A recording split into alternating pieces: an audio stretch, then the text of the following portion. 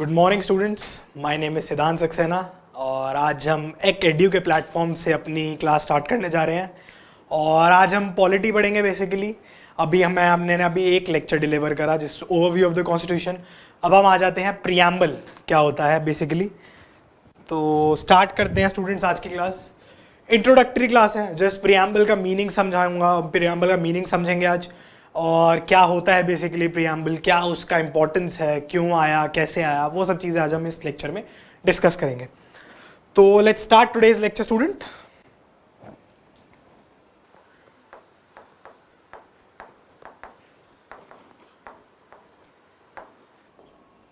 Preamble. So students basically preamble होता क्या है? नाम से आपको कुछ दिमाग में आ रहा हो या कुछ ऐसी चीज़ जो आपके दिमाग में चल रही है प्रियम्बल के नाम से। आई एम श्योर अभी तो बिल्कुल भी नहीं चल रही होगी क्योंकि आपने वर्ड पहली बार सुना होगा, लेकिन हाँ आप काफ़ी टाइम इसको सुन लेते होंगे लेकिन आपने कभी ध्यान नहीं दिया होगा बेसिकली। तो पढ़ते हैं प्रियम्बल के बारे में। अब मैं आपको एक एग्जाम्पल लेके बताता हूँ छोटा सा। हम कोई बुक स्टार्ट करते हैं, या आप अपने स्कूल की बुक्स खोल लीजिए, या कोई नॉवल, कैसे भी, कोई भी किसी भी टाइप की बुक स्टार्ट करते हैं, उसमें एक प्रीफेस करके एक पेज दिया होता है स्टार्टिंग में ही। प्रीफेस तो क्या होता है प्रीफेस? प्रीफेस में हमारा जो बुक का इंट्रोडक्शन है, कैसे वो बुक बनी, कौन उसके ऑथर्स हैं, क्या उस बुक में दिया हुआ है, क्या एक्नॉलेजमेंट है उस बुक का, वो सब चीजें प्रीफेस में होती है हमारी बुक के। ऐसे ही हमारे कॉन्स्टिट्यूशन में होता है प्रियम्बल। तो preamble is kind of an introduction to the constitution basically. और प्रियम्बल एक ऐसी चीज़ है जो इंट्रोडक्शन है हमारे कॉन्स्टिट्यूशन का, और काफ़ी कुछ उसमें एक्सप्लेन्ड है जो एज अ होल कंट्री हमें वो चीज़ें चाहिए थी, वो चीज़ें प्रियम्बल में मेंशन्ड है। तो बेसिकली हम वो सब चीज़ें पढ़ेंगे। काफ़ी सारे स्कॉलर्स रहे हैं इंडिया में, काफ़ी सारे कहते हैं कि बहुत लोगों ने प्रियम्बल के बारे में लिखा, कॉन्स्टिट्यूशन के बारे में काफ़ी क्रिटिसिज्म हुआ था, इवन प्रियम्बल के बारे में भी हुआ था, और काफ़ी कुछ अच्छा भी बोला स्कॉलर्स ने प्रियम्बल के बारे में। तो एंड में क्या डिराइव हुआ? एंड में ये डिराइव हुआ कि जो प्रियम्बल है basically it's the heart of our constitution. Preamble हमारे कॉन्स्टिट्यूशन का हार्ट है।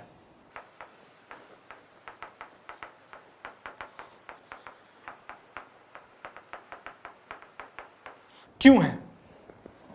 कोई तो रीजन होगा ना इसके पीछे, क्यों है heart of constitution? Heart of constitution students इसलिए है क्योंकि प्रियम्बल की जो हमारी प्रियम्बल की लैंग्वेज है वो कुछ ऐसी है कि वो सब कुछ उसके अंदर ले लेती है, as a whole, as a nation जो हम हैं बेसिकली। और एक वर्ल्ड पोडियम पर बेसिकली अगर हम वर्ल्ड लेवल पर किसी के सामने खड़े हैं तो हम बहुत ही प्राउडली बोल सकते हैं कि yes we are Indians, and हम इंडियंस हैं। और उसका एक बहुत बड़ा पार्ट है प्रियम्बल, क्योंकि उसमें सब कुछ वो में चीज़ें मेंशन्ड है जो हमारी country as a prestige, as जो चीज़ें हम फॉलो करते हैं वो होल्ड करती है, और बहुत ही प्राउडली होल्ड करती है, इसलिए हार्ट ऑफ कॉन्स्टिट्यूशन बोलते हैं हम इसको। और एक तो हमारा हार्ट ऑफ कॉन्स्टिट्यूशन हो गया। एक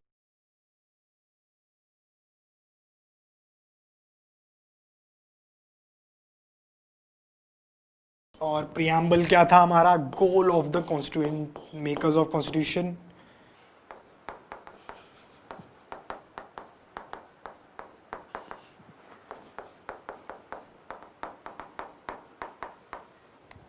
ठीक है स्टूडेंट्स, तो अभी हमने समझा हार्ट ऑफ कॉन्स्टिट्यूशन क्यों है।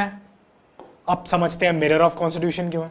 मिरर ऑफ कॉन्स्टिट्यूशन इसलिए है स्टूडेंट्स क्योंकि जैसा कि हमने अभी इंट्रोडक्टरी क्लास में पढ़ा था कि सॉरी, जो हमारा कॉन्स्टिट्यूशन होता है वो एक बहुत ही ज़्यादा लेंथीएस्ट रिटन डॉक्यूमेंट है। तो अब कोई बुक पढ़ने के लिए बैठे, हम उसको खोला, बहुत ही एक्साइटमेंट से खोला, उसको हम पढ़ने से पहले उसका प्रीफेस भी तो पढ़ते हैं ना। तो प्रीफेस से हमें कुछ चीज़ों का आइडिया लग जाता है कि ये बुक कैसी होने वाली है, क्या इसकी एक्नॉलेजमेंट रहेगी, क्या इस बुक में रहेगा। वैसे ही हमारे कॉन्स्टिट्यूशन की डेफिनेशन जो है वो हमें प्रियम्बल में मिल जाती है, इसलिए हम उसको मिरर ऑफ कॉन्स्टिट्यूशन बोलते हैं। बेसिकली एक आईना दिखा देती है हमें कॉन्स्टिट्यूशन पढ़ने के लिए प्रियम्बल हमारा, तो इसलिए हम उसको मिरर ऑफ कॉन्स्टिट्यूशन बोल देते हैं। Then goal of the constitution makers of constitution, तो बहुत इंपॉर्टेंट, प्रियम्बल जो है वो goal of constitution of makers था।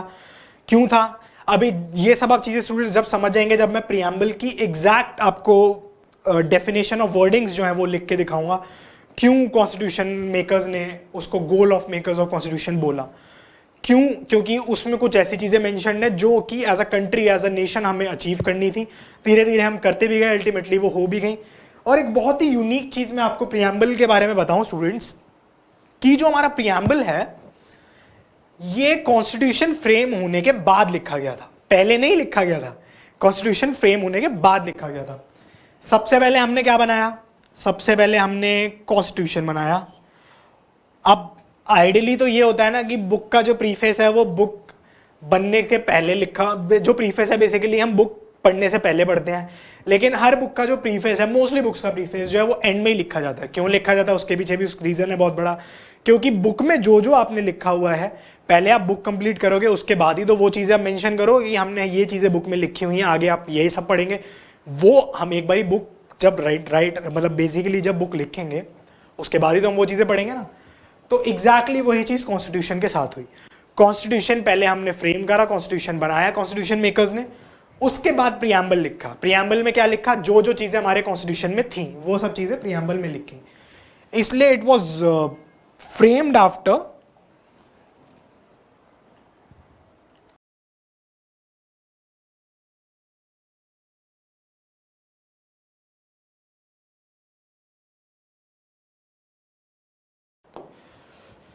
ठीक है जी, कॉन्स्टिट्यूशन के बाद फ्रेम करा इसको। और बहुत इंपॉर्टेंट पॉइंट जो कि पेपर्स में भी डायरेक्टली पूछ लेते हैं, इनडायरेक्टली भी पूछ लेते हैं कभी कभार स्टूडेंट्स, ऑब्जेक्टिव्स रेजोल्यूशन। नए पेज पे समझा देते हैं।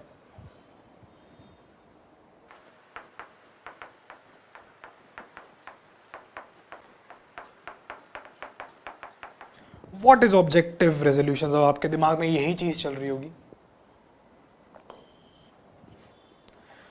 तो बेसिकली स्टूडेंट्स ऑब्जेक्टिव रेजोल्यूशंस जो है वो पंडित जवाहरलाल नेहरू ने हमें दिए थे।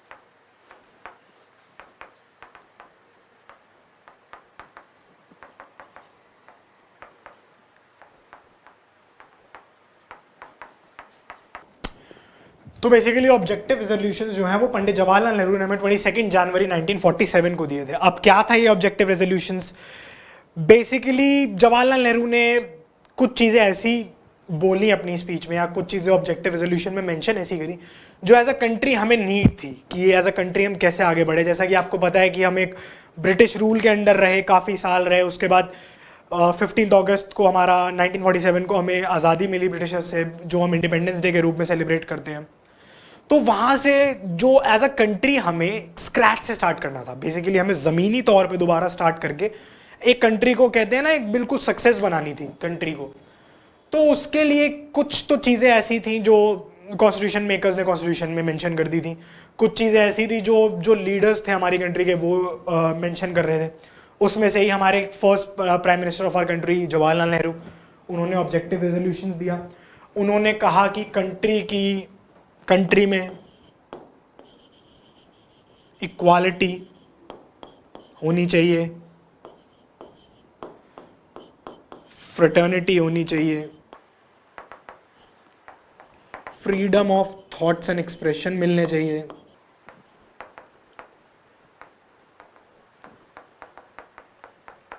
तो ये सब कुछ चीज़ें थी जो ऑब्जेक्टिव्स रेजोल्यूशन में मेंशन थी पंडित जवाहरलाल नेहरू के थ्रू।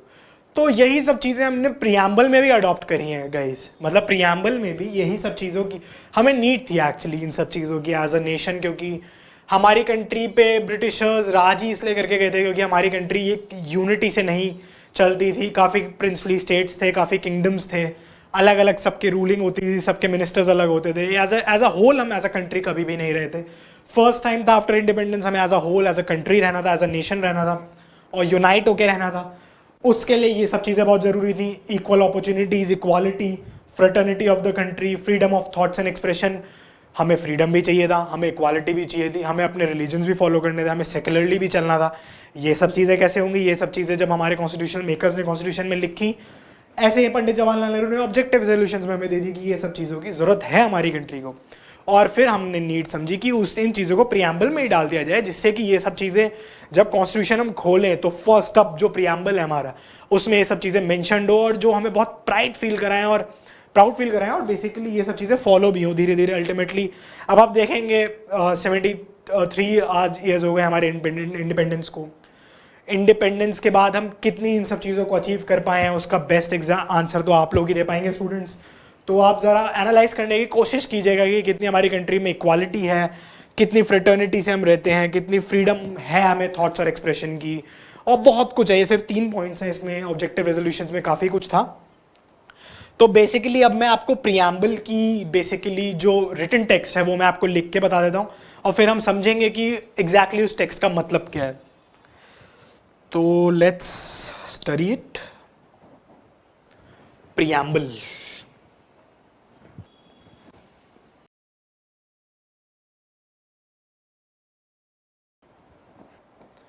ठीक है, तो प्रियम्बल की अब हम डेफिनेशन कहते हैं, रिटन टेक्स्ट जो है वो पढ़ लेते हैं।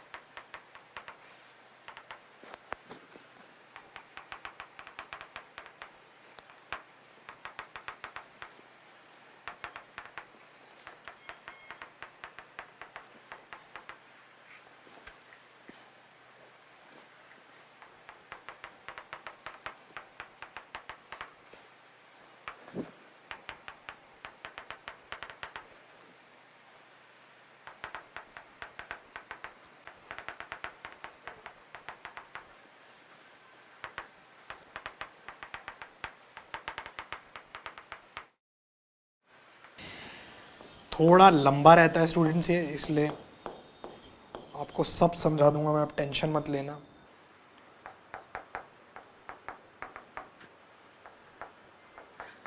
क्योंकि रट्टा तो सब मार लेते हैं, लेकिन उन चीज़ों को समझना बहुत ज़रूरी होता है,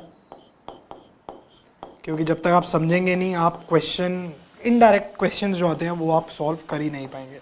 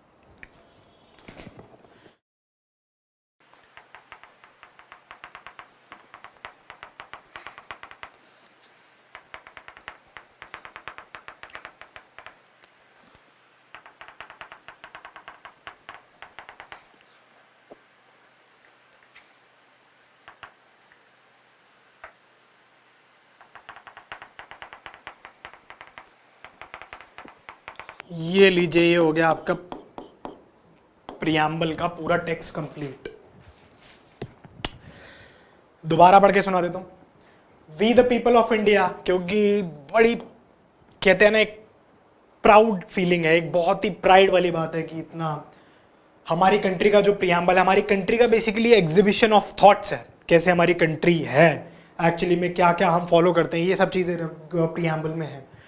We the people of India having solemnly resolved to constitute India into sovereign, socialist, secular, democratic republic and to secure to all its citizens justice, social, economic, political, liberty, thoughts, expression, belief, worship, equality, status, opportunity and to promote among them and fraternity, assuring the dignity of the individual and unity and integrity of the nation.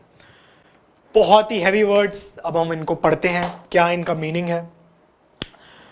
तो basically we the people of India having solemnly resolved to constitute India into sovereign, socialist, secular, democratic republic and to secure to all its citizens.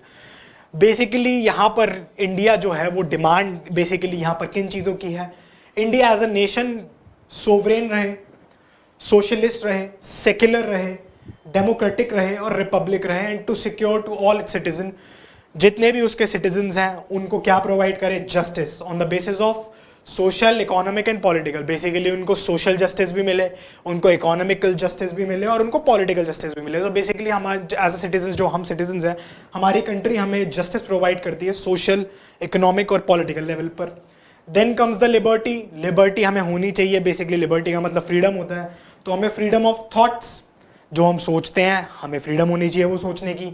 Expressions, जो हम बोलना चाहते हैं, जो हम express करना चाहते हैं, उसका भी फ्रीडम होना चाहिए। बिलीव, किन चीज़ों पर, किस रिलीजन पर हम बिलीव करते हैं वो भी हमें फ्रीडम मिलनी चाहिए। और वर्शिप, किस गॉड को हम मानते हैं, क्या हम वर्शिप करते हैं, किसी को भी वर्शिप करें वो भी हमें फ्रीडम मिलनी चाहिए। देन कम्स द इक्वालिटी, हमें इक्वल अपॉर्चुनिटीज़ मिलनी चाहिए, स्टेटस मिलना चाहिए, इक्वल अपॉर्चुनिटी मिलनी चाहिए और सबके बीच ये चीज़ें प्रमोट होनी चाहिए। Then comes the fraternity, assuring the dignity of the individual and unity and integrity of the nation. तो बेसिकली जो फ्रेटर्निटी है, जो हमारा एज अ इंडिविजुअल, मैं हूँ या आप लोग हैं, हमारी जो फ्रेटर्निटी है और हमारी जो डिग्निटी है वो टैक्ट रहनी चाहिए, उसको कोई डिसरिस्पेक्ट ना कर सके। सपोज करें आप किसी यूएस, यूके और किसी यूरोपियन कंट्री के साथ खड़े हुए हैं, किसी इंसान के साथ खड़े हुए हैं यूरोपियन कंट्री से, तो आप लोगों की जो डिग्निटी है वो इंटैक्ट रहनी चाहिए। स्टूडेंट्स, वो बिल्कुल भी उनके सामने आप छोटा फील ना करें कि ये लोग क्या और हम क्या। हमारी डिग्निटी बहुत हाई है और हम उसी डिग्निटी को होल्ड करके आगे चलें, इंडिविजुअल लेवल पर भी और नेशनल लेवल पर भी। बेसिकली नेशनल लेवल पर भी हमारी इंटीग्रिटी बनी रहनी चाहिए, हमारी फ्रेटर्निटी बनी रहनी चाहिए, हमारी डिग्निटी बनी रहनी चाहिए बेसिकली। तो ये टेक्स्ट था प्रियम्बल का स्टूडेंट्स, ये हमने समझा।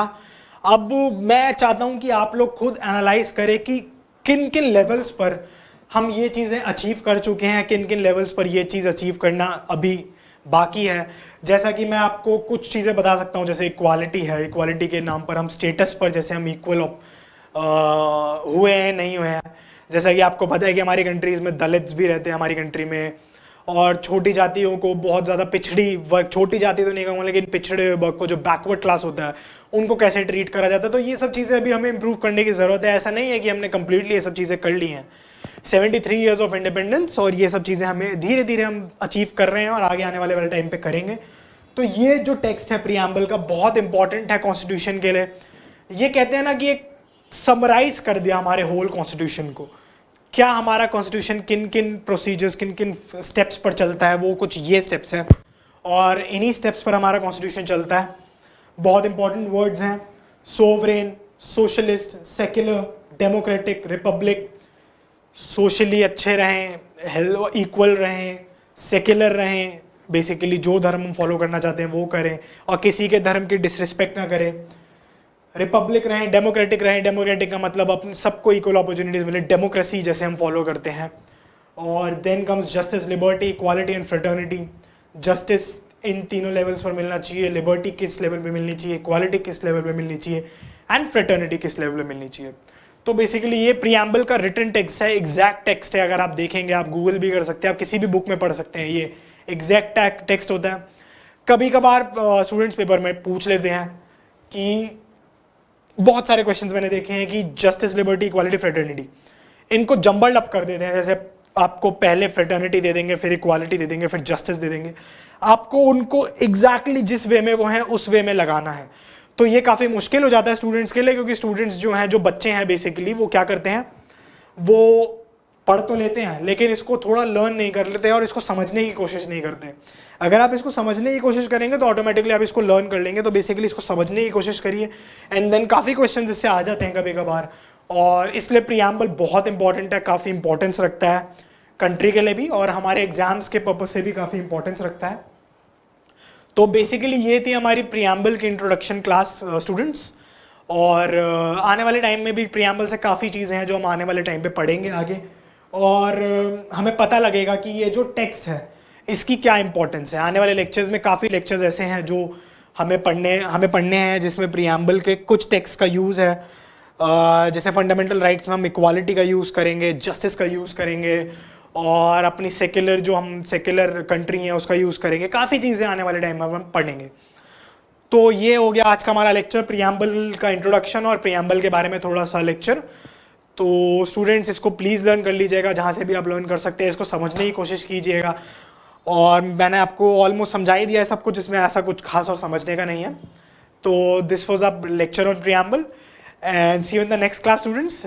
Till then good bye and all the best and take care of your self. अपना ध्यान रखें, कोविड पीरियड चल रहा है, सिचुएशन थोड़ी अभी डिफिकल्ट चल रही है, तो अपना प्लीज़ ध्यान रखें और लेक्चर्स को पढ़िए, लेक्चर्स को अच्छे से समझने की कोशिश करिए और आई होप सब अपने एग्जाम क्लियर करेंगे और सबके अच्छे मार्क्स आएंगे।